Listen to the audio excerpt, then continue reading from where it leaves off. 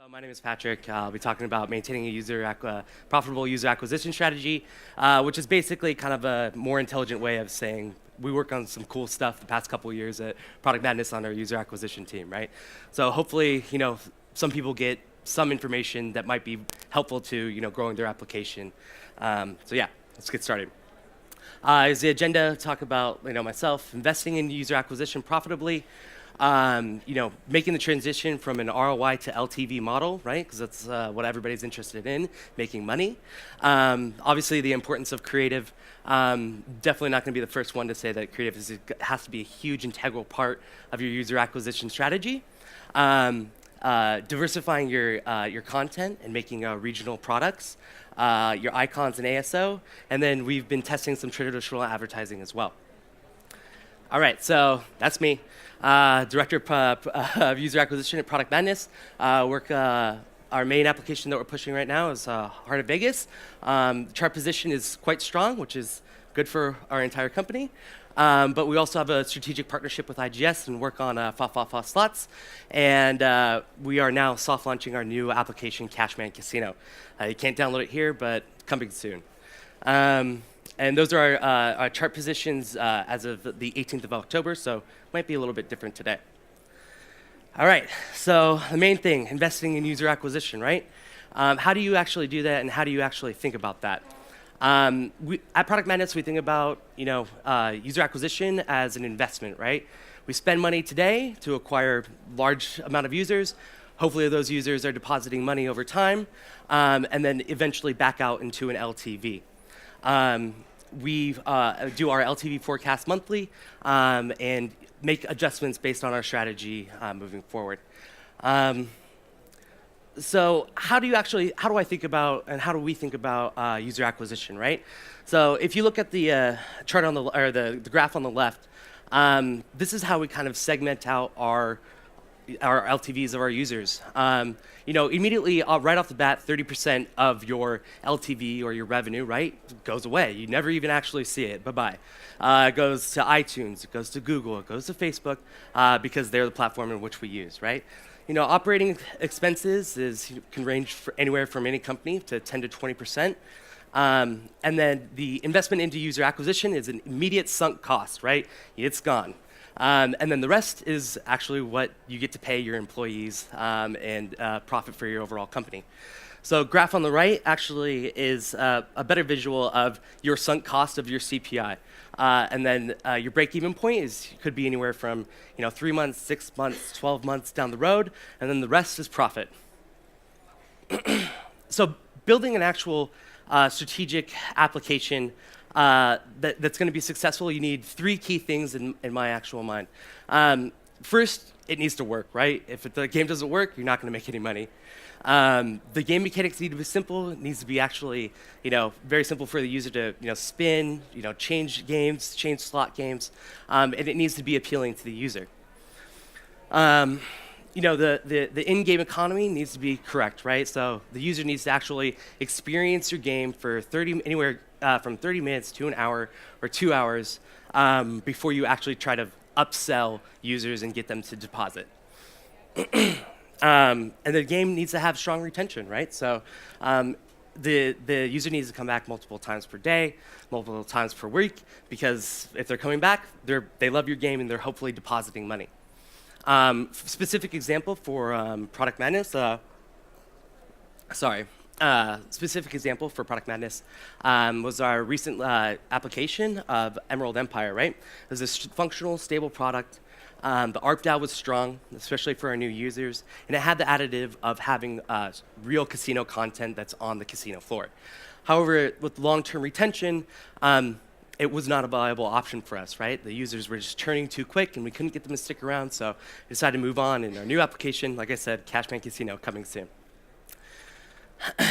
So, kind of bridging the gap from ROI to LTV. Kind of when I started in this industry, a few years ago, everybody was ROI, talking about ROI. This is how we measure everything, but now it's actually moved past that into an LTV, right? So, like I said, you're making investment today and then trying to predict the future, right? So hopefully we're getting, I think we've done a pretty good job of bridging that gap. So what we've done was we created an LTV model. However, the more data points that you have, the more accurate it gets. The more time that users have spent in your game, the more accurate it gets, right? However, with the LTV model that we have was you need 10,000 users to actually play within a subsect of Google, iPad, in New Zealand, right? To get an accurate read on your LTV, which is a lot of users, right? So you need time to acquire those 10,000 users. So what we try to do is, like I said, spend money today and make changes for investing in the future. We had kind of set arbitrary metrics, right? From ROI to LTV, right? So if your day 7 ROI might be 10%, 20%, 30%, 40%, whatever it might be. How does that actually correlate to your LTV forecast? We didn't know. We just reported on ROI. And the relationship between our LTV forecasts that we had was pretty much unclear. We had no idea if it was accurate enough. So you can see on the graph on the right, our day 7 revenue is highly correlated with our 6-month revenue, but we want more accurate information. So we had to look at other things, not just day 7 revenue, but other aspects such as session length, session count, total bet per user, total spins per user, FTD rate, ROI, all these things to try and predict more accurately what our day 7 more accurately than our day 7 revenue to our 6-month revenue. And essentially what happens is, you get more accurate results, which is always great for us, right? And our outcome was that, that our 7-day revenue, our 7-day FTD rate, and session length and session count, are more accurate to predict the 6-month LTV, right? So you need to just not look at day 7 revenue, you need to look at other metrics as well. And user gameplay is one of the most important. So big part of user acquisition is creative, right? So you have targeting, you have creative, and we invest heavily into our creative development for our team.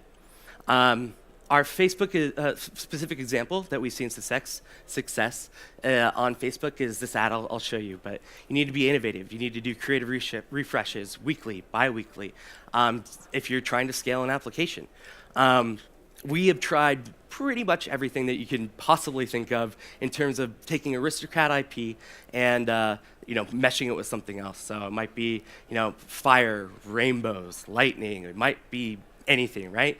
Just because you have literally 1 or 2 seconds to grab the attention user to click on your ad and download and play the game. On Facebook, you have to get straight to the point. Since that you have only those few seconds to grab their attention, right? Winning combinations, something that's looping, we've seen, be pretty successful. So I'll play that example for you right now, hopefully. Oh, all right, there we go. Thank you.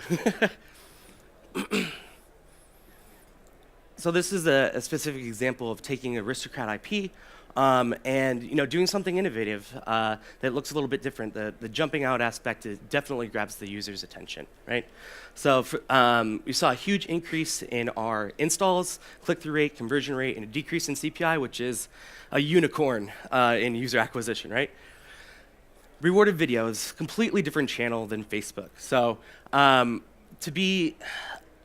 you need you have guaranteed at least 15 seconds where the user is engaged with your with the ad, right? They are forced to watch the ad. So the looping type of idea for creative does not work at all. So we had to pivot our creative to something that fit better with the ad colonies and the Vungles of the world, right? I've seen big call to actions, smooth transitions and bright colors. Really were successful for us. And for this specific creative, we saw a huge increase in installs, click-through rate, and conversion rate. More chili!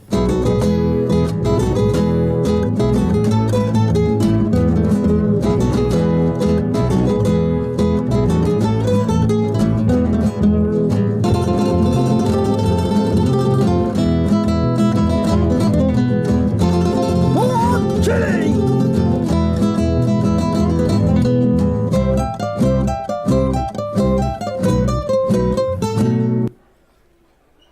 All right, so So we're going to try to speed through this. You need to basically segment out, different aspects of the market. Not the same content will resonate within the same countries, right? So, what we've seen is, Heart of Vegas, does very well in, North America, some Southeast Asian South American countries, obviously Australia, and some Southeast Asia. But basically, what we've done obviously with IGS is a strategic partnership with Southeast Asia to try to gain share of voice in that market. And you can see kind of the different content between the two applications. Is Heart of Vegas is definitely more centered towards North America and Australia, and then Fa Fa Fa Slots is Australia and Southeast Asia. So the biggest thing that, I'm just going to speak this. In terms of ASO and how we kind of think about ASOs, the icon is the biggest thing that you can control and see organic uplift, right? You can see anywhere 400,000, 500,000 views per day, which is a huge amount of traffic, and optimizing that is essential. And the icon provides most uplift, followed then by screenshots and then the actual description of the application. Google Play provides you the opportunity to actually effectively measure the uplift in ASO. Now, the thing about ASO is that you need to learn from what you've tested and then actually innovate. So, you can kind of see that I think we were one of the first ones to kind of add a call to action onto your application and say, free coins, or, now people are pushing, 30 machines in your application. It's kind of becoming, the standard norm. So what you have to do is figure out what's next, right? And if find me after the talk and we'll have a discussion, right? So cool thing that we've been doing at Product Madness is, testing traditional ads, right? You can see Supercell, Game of War do huge TV buys on the Super Bowl, and why not us, right? Like, why couldn't it be our application? So it's something that we're kind of testing our hands in, and, we've seen some interesting results. So we're currently testing Billboards in Las Vegas, which I'll play the video real quick, which is on the side of Caesar's Palace, so which is kind of funny, right? Anyways, this is still a new channel for us to test, and we'll let you know the results in probably the next few months, right? Another interesting thing that we've been testing is our radio.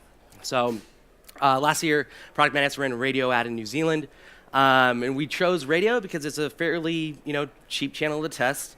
You can effectively buy times, 8 a.m., commuter times, right, where you get heavy listeners, heavy traffic, right? And the company that we partnered with was really helpful in developing a good ad creative specific to this region. Why did we choose New Zealand?